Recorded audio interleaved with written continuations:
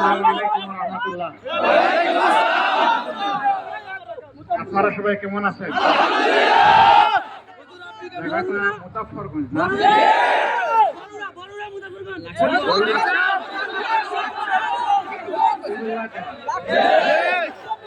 মানুষ তো খুবই ভালো মানুষ, একটা ভালোবাসার চুমু দেই।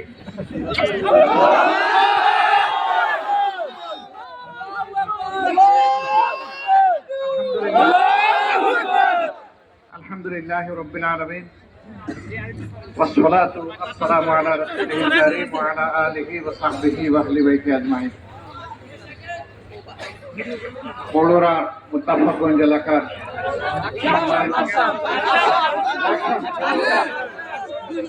আগের মতো বাতি চলে।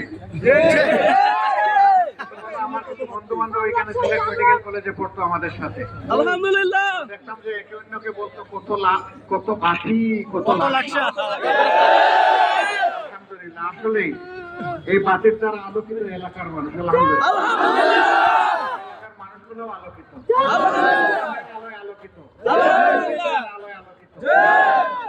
মানুষগুলা মিলে একটা সুন্দর বাংলাদেশ।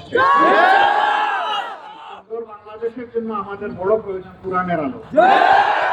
এই আলোর চাইতে ভালো আলো আর কিছুই হয় না।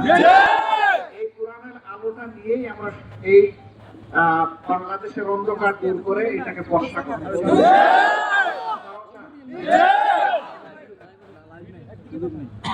এই যে একজন ভাইয়ের ছবি দেখানো হচ্ছে,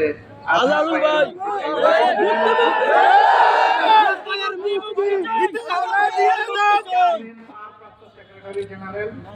এই মুহূর্তে বাংলাদেশের সবচেয়ে বড় মজলুমের নাম হচ্ছে আজহারুল।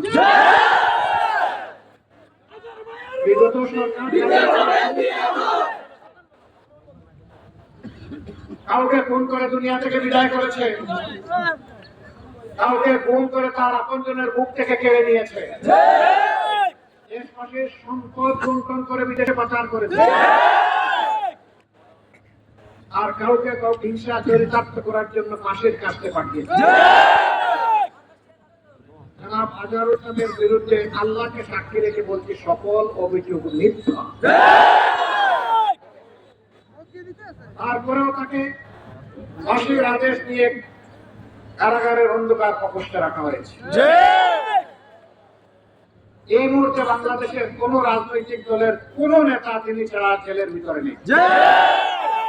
তাহলে তিনি জেলের ভিতরে কেন? আমরা সরকারকে বলেছিলাম সম্মান দেখান, আল্লাহ আপনাদের মর্যাদা বাড়াই দিবে। সম্ভবত আমাদের কথা সরকারের হৃদয় পর্যন্ত পৌঁছে নাই।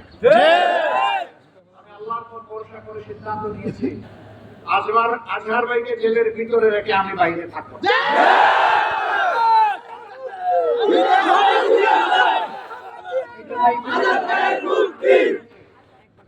সরকারকে স্পষ্ট বার্তায় জানিয়ে দিয়েছি আগামী 25 তারিখ আমি জেলে যাওয়ার জন্য প্রস্তুত। এবং সরকারের স্বরাষ্ট্র মন্ত্রণালয় যেন আমাকে জেলে পাঠানোর ব্যবস্থা করে। আমার সহকর্মীরা বলে আপনি একা যাবেন কেন, আমরাও যাব। আমি বলি হে আমার ভাইয়েরা, তোমাদের পক্ষে আমিই যথেষ্ট। আলহামদুলিল্লাহ আমি যাব। আমাকে জেলে নিয়েছিল কত সরকার, সেই জেলকে পাত্তা দেয়নি, পরোয়াও করি। আর এই সরকারের জেল এগুলো আমাদের কাছে সকালের চায়ের নাস্তা, ব্যাপারই নাই। আমাদের ভাই থাকবে ভিতরে আর খুনি থাকবে বাইরে, মরাতা বর্তা। এখন কি শুধু তিনি বন্দী? আমি বলবো এখনো বাংলাদেশের মানুষের মুক্তি আসে নাই।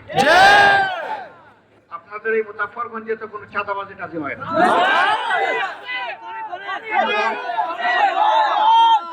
তাইলে এত বাকিও অন্ধকার দূর করতে পারে নাই। অন্ধকার দূর হবে ইনশাআল্লাহ।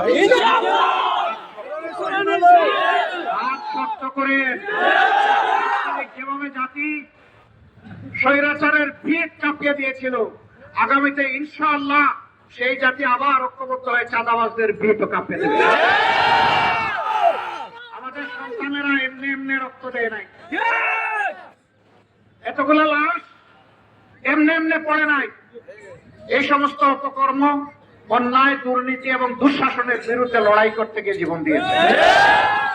এই দুর্নীতি আর দুঃশাসন বাংলাদেশে থাকবে, আমরাও থাকবো, ওই দুইটা একসাথে চলবে না।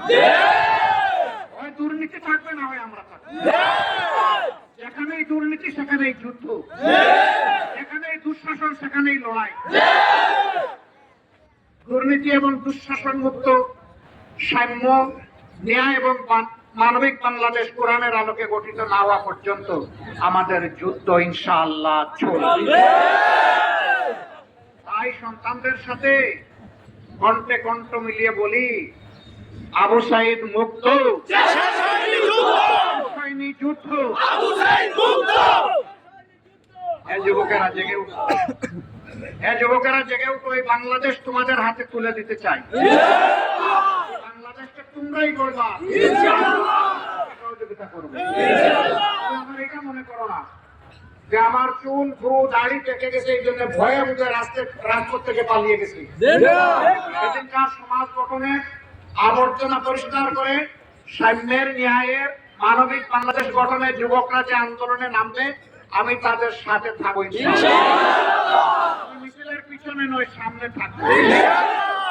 গুলি করতে আসে বলবো আগে আমাকে, এরপরে আমার সন্তানের বুকে গুলি ছুড়ো। আপনারা কি সেই রকম একটা লড়াইয়ের জন্য প্রস্তুত? বাংলাদেশ, মানবিক বাংলাদেশ হওয়া পর্যন্ত এই যুদ্ধ অব্যাহত থাকবে ইনশাআল্লাহ। এলাকাবাসীর উপর রহম করুন, বাংলাদেশের উপর শান্তির ফয়সালা নাযিল করুন, মুক্ত একটা বাংলাদেশ আমাদেরকে দান করুন। আমাদের যে সন্তানেরা জীবন দিয়েছে, আল্লাহ তাদেরকে শহীদ হিসেবে কবুল করুন। পঙ্গু হয়েছে, আল্লাহ তাআলা তাকে সুস্থতার নিয়ামত। আল্লাহ হাফেজ। বাংলাদেশ জিন্দাবাদ, বাংলাদেশ জামাত ইসলামী জিন্দাবাদ। আসসালামু আলাইকুম ওয়া রাহমাতুল্লাহি ওয়া বারাকাতুহু।